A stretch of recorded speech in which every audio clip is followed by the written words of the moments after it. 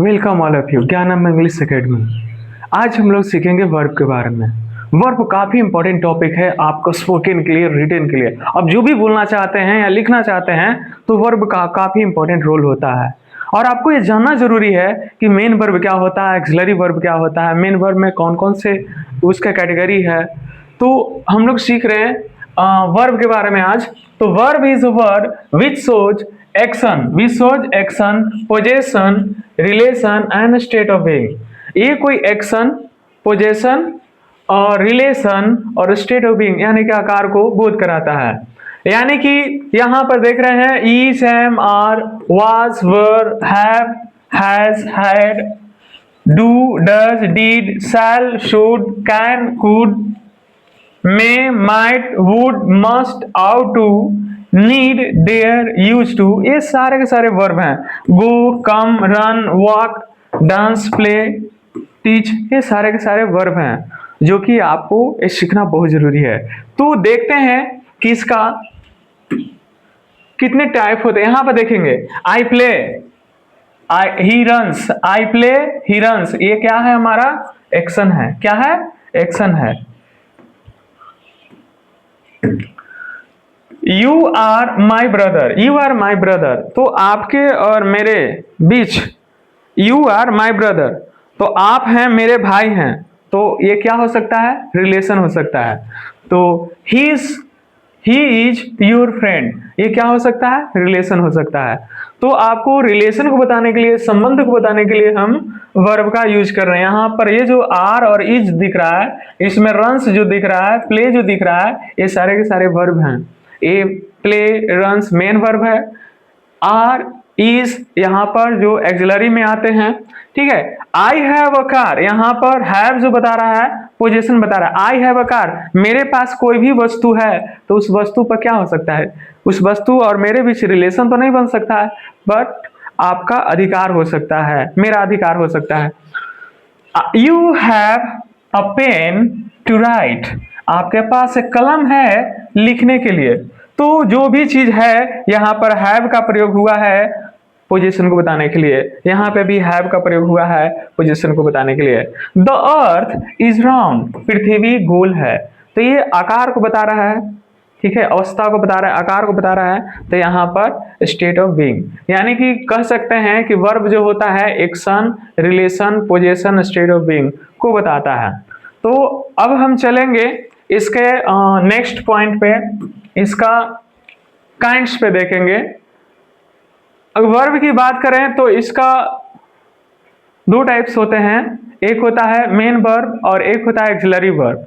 तो main verb जो होते हैं, यहाँ पर मेन वर्ब जो होते हैं, main verb shows main action, ये मुख्य मेन वर्ब जो होगा मुख्य क्रिया, आना, जाना, खाना, पीना, हंसना, दौड़ना, लिखना, टहलना, बोलना, है ना, पढ़ाना, मदद करना, तो ये सब जो है मेन एक्शन का बोध कराएगा। गो, कम, राइट, टीच, प्ले,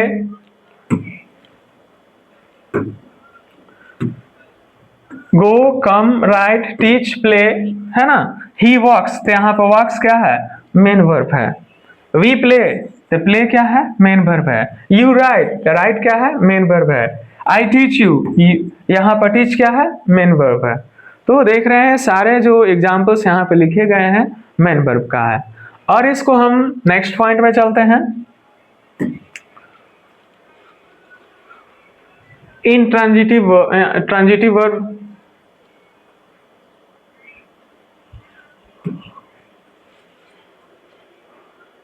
हाँ मेन वर्ब। अब मेन वर्ब का हम यहाँ पे कैटेगरी देखेंगे। मेन वर्ब तो यहाँ पे देख लिए हैं कि go, come, write, teach, play, run, walk, ये सब क्या है? मेन वर्ब है।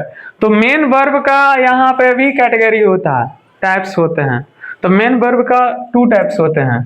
मेन वर्ब का टू टाइप्स होते हैं, एक होता है ट्रांजिटिव वर्ब और एक होता है इंट्रांजिटिव वर्ब। एक होता है ट्रांजिटिव वर्ब, एक होता है इंट्रांजिटिव वर्ब। तो ट्रांजिटिव वर्ब क्या होता है? देखिए, ट्रांजिटिव वर्ब जो होगा ना, वो ऑब्जेक्ट लेगा, ठीक है, और इंट्रांजिटिव वर्ब होगा वो ऑब्जेक्ट नहीं लेगा।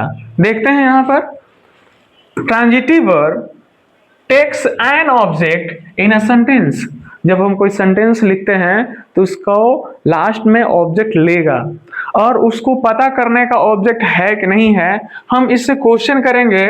हम आस्क क्वेश्चन, यहाँ पे लिखे हैं आस्क क्वेश्चन विद व्हाट या whom, व्हाट या whom से क्वेश्चन करेंगे, और जो आंसर मिलेगा वो आंसर मिलेगा तो वो ऑब्जेक्ट मिले, आंसर मिलेगा तो वो ऑब्जेक्ट होगा।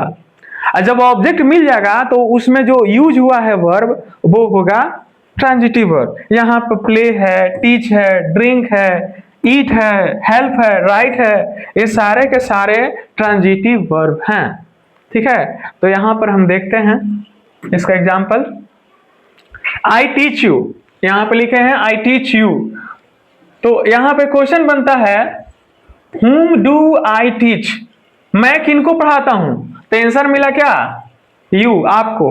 तो यू जब आप क्या ऑब्जेक्ट यहाँ पे मिल गया तो यहाँ पर टीच हमारा कौन सा वर्ब होगा, टीवी होगा। टीवी मतलब हो गया ट्रांजिटिव वर्ब। ठीक है, यू स्पीक इंग्लिश, तो यू स्पीक इंग्लिश, तो what do you speak, you speak English, तो यहाँ पे क्वेश्चन बनता है व्हाट डू यू स्पीक, आप क्या बोलते हैं, तो आंसर क्या मिला, इंग्लिश। तो जब इंग्लिश आपका ऑब्जेक्ट मिल गया तो स्पीक क्या होगा, टीवी होगा, स्पीक क्या होगा, टीवी। तो जब हम व्हाट या whom से क्वेश्चन करते हैं और आंसर मिलता है तो क्या मिलता है, ऑब्जेक्ट मिलता है। जब ऑब्जेक्ट मिल गया तो उसमें यूज होने वाला वर्ब होगा, यहाँ पर क्या होगा, टीवी होगा, transitive verb. We play cricket, यहाँ पे लिखे हैं वी प्ले क्रिकेट, तो यहाँ पे क्वेश्चन बनता है what do we play, what do we play, तो यहाँ पे आंसर होता है आया क्रिकेट।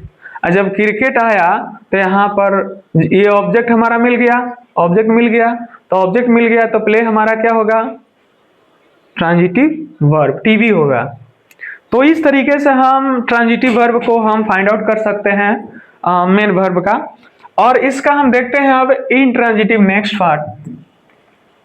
इंट्रांजिटिव वर्ब क्या होता है, इंट्रांजिटिव वर्ब यहाँ पे लिखा गया है intransitive verb doesn't take an object in a sentence. ये जो वर्ब ऐसे वर्ब होते हैं जो ऑब्जेक्ट सेंटेंस में नहीं लेते हैं। आप क्वेश्चन भी करोगे ना तो इसका आंसर नहीं मिलेगा। ठीक है, तो यहाँ पे देखते हैं, यहाँ पर लिखा गया है व्हाट से क्वेश्चन करने पर या whom से क्वेश्चन करने पर यहाँ पे लिखे हैं we don't get answer, answer नहीं मिलता है। I run on the road, यहाँ पर run, walk, sleep, rise, laugh, smile, ये सब क्या है, इंट्रांजिटिव वर्ब है। इसी से एग्जांपल यहाँ पे लिखे हैं आई रन ऑन द रोड, मैं रोड पर दौड़ता हूं। तो यहाँ पे क्वेश्चन लिखे हैं what do I run, question बनता है यहाँ पे व्हाट डू आई रन, मैं क्या दौड़ता हूं, तो आंसर मिलेगा नो ऑब्जेक्ट, यहाँ पे कोई आंसर नहीं मिल रहा है। तो ऑब्जेक्ट नहीं मिल रहा है तो रन हमारा क्या होगा, इंट्रांजिटिव वर्ब, रन क्या होगा, इंट्रांजिटिव वर्ब। यहाँ पे देखिए he sleeps on the bed, he sleeps on the bed, तो क्वेश्चन बनता है व्हाट डज ही स्लीप्स, वह क्या सोता है, तो बेड सोता है, आंसर मिलेगा बेड सोता है। तो ये यहाँ पर तो ऐसा तो नहीं होगा, तो ये आपका क्या हो गया, स्लीप जो हो गया ITV हो गया, इंट्रांजिटिव वर्ब, इंट्रांजिटिव वर्ब। ठीक है, और यहाँ पर देखते हैं there are 5 forms of main verb. अब दोनों को जो होते हैं ना ट्रांजिटिव इंट्रांजिटिव, इसके 5 फॉर्म्स होते हैं। ठीक है, यहाँ पर देखेंगे V1, V2, V3, V4, V5। Generally V5 में S जोड़ते हैं और V4 में ING और V3 में D या ED। ठीक है, और इसमें V2 में भी D या ED और V1 में कुछ नहीं, जो एक्चुअल है वही रहेगा। तो कुछ ऐसे वर्ब हैं जिसमें D या ED नहीं लगते हैं। ठीक है, जिसमें D या ED ऐड नहीं करते हैं, उसका V1 कुछ और V2 कुछ और, V3 कुछ और होता है। तो देखेंगे यहाँ पर स्पीक, स्पोक, स्पोकन, स्पीकिंग यहाँ पर V4 में होगा, V4 में ING सबके लिए है, V4 में ING सबके लिए है, V5 में सबके लिए है। ठीक है, तो यहां पर write, wrote, written, writing, writes, do, did, done, doing, does, okay, drink, drank, drunk, drinking, drinks, okay. तो इस तरीके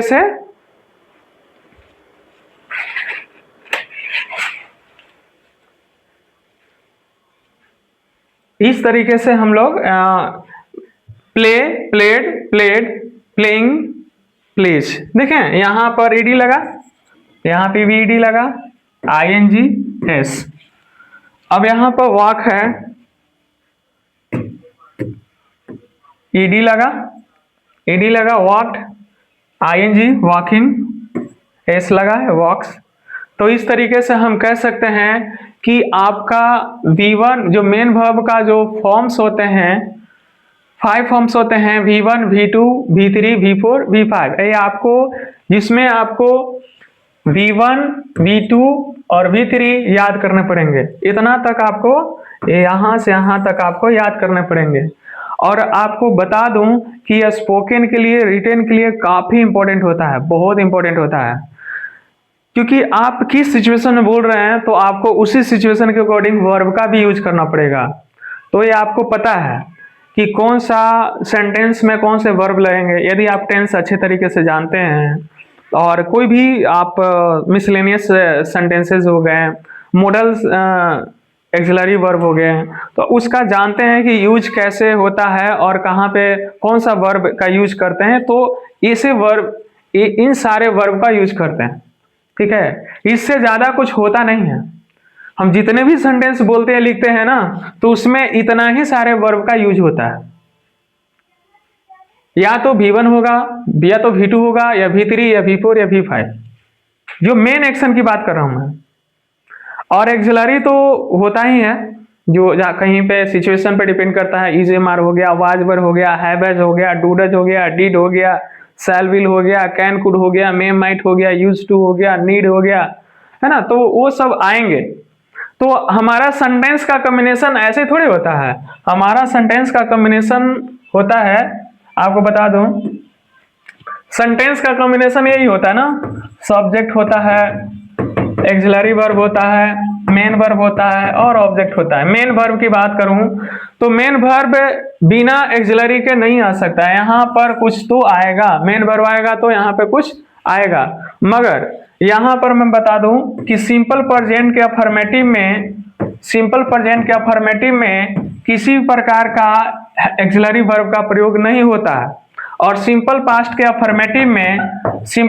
अफर्मेटिव में कोई भी एक्सिलरी का प्रयोग नहीं होता है। एक दो टेंस में दो फॉर्मेशन ऐसा है, सिंपल प्रेजेंट और सिंपल पास्ट का, जिसके अफर्मेटिव में किसी प्रकार का एक्सिलरी का प्रयोग नहीं करते हैं। यहाँ पर हेल्पिंग वर्ब के रूप में जब नेगेटिव करते हैं ना, तो डू और डज आता है, डू और डज आता है।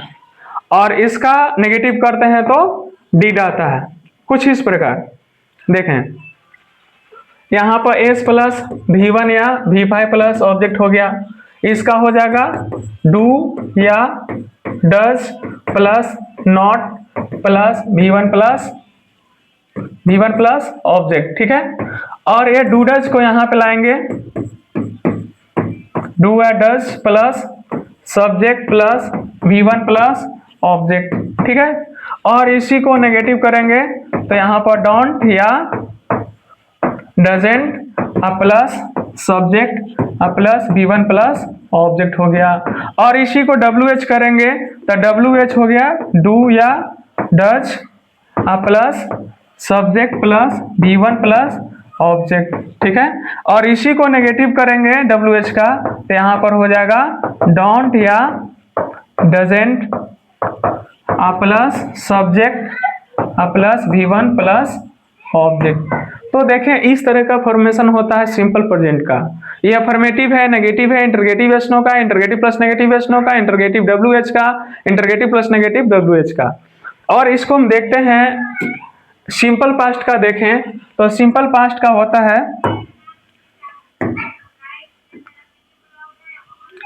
सिंपल पास्ट का होता है subject plus V2 plus object. ठीक है, ये होता है। तो इसको नेगेटिव करेंगे तो यहाँ पर सब्जेक्ट प्लस डीड आएगा। क्या आएगा? डीड, प्लस नॉट आएगा, प्लस V1 आएगा, प्लस ऑब्जेक्ट आएगा। ठीक है, तो did plus not plus V1 plus object होता है। और इसी को यस नो करेंगे तो डीड आएगा, plus subject, plus V1 plus object होगा, क्वेश्चन मार्क।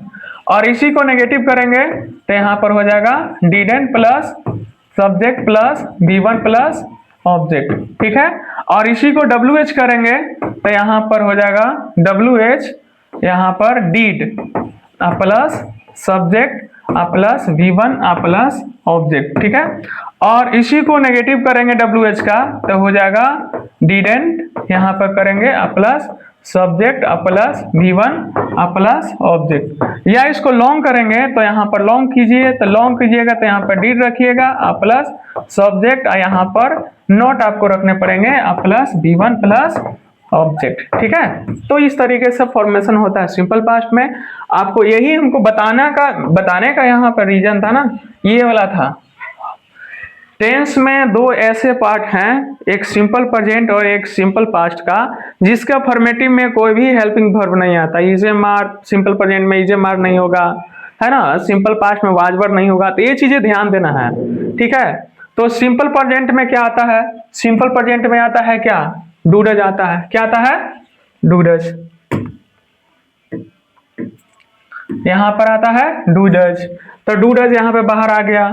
फिर इसमें नेगेटिव करना है तो डोंट या डजंट कर दिए, नहीं तो यहाँ पर नोट रखिए। अगर डू डज यहाँ पे करते हैं तो नोट यहाँ पे रखना पड़ेगा। WH डू डज रखते हैं, subject plus V1 plus object करेंगे। अब यहाँ पर WH डोंट या doesn't plus subject plus V1 plus object करेंगे। तो इस तरीके से आपका सिंपल प्रेजेंट का ऑल स्ट्रक्चर का फॉर्मेट है। ठीक है, और इस तरीके से फॉर्म करते हैं, सेंटेंस को बोलते हैं, लिखते हैं। तो ये चीजें आपको पता होना चाहिए।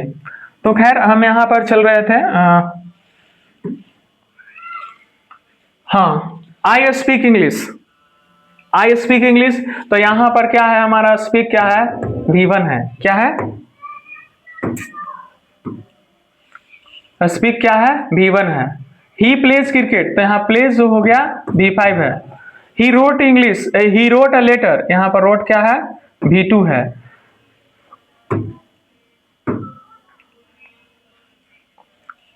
यू स्पीक इंग्लिश, तो यू स्पोक इंग्लिश, यहाँ पर स्पोक है, यू स्पोक इंग्लिश, ये क्या है?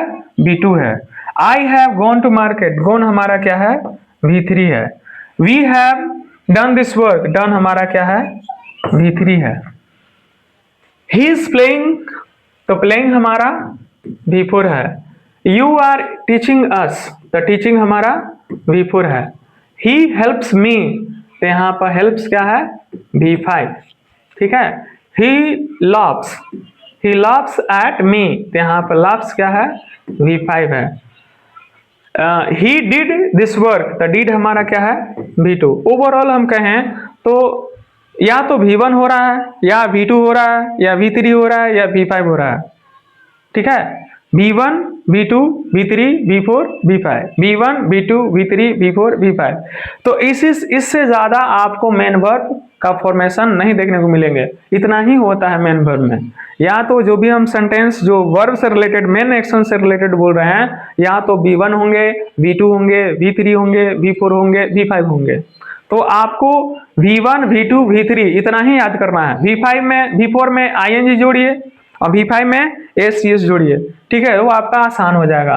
तो इस तरीके से हम आपको इस पहले बताए थे, ये सारे V1 V2 V3 आपको याद करने होंगे। अगर ये चीजें याद कर लेते हैं, जो चीज हम ज्यादा यूज करते हैं डेली लाइफ में, जो भी एक्शन जो मॉर्निंग से इवनिंग तक आपको चलते रहता है, रिपीटेड होता है, तो उसको आप याद कर लीजिए, एक बार रिवाइज कर लीजिए, प्रैक्टिस कर लीजिए। ठीक है, तो ये सारे चीजें आसान हो जाएंगे। तो हमने देखा कि मेन वर्ब आज चर्चा की है मेन वर्ब का। मेन वर्ब क्या होता है, इसके कितने पार्ट्स होते हैं? इसके 2 पार्ट्स होते हैं। कौन कौन होते हैं?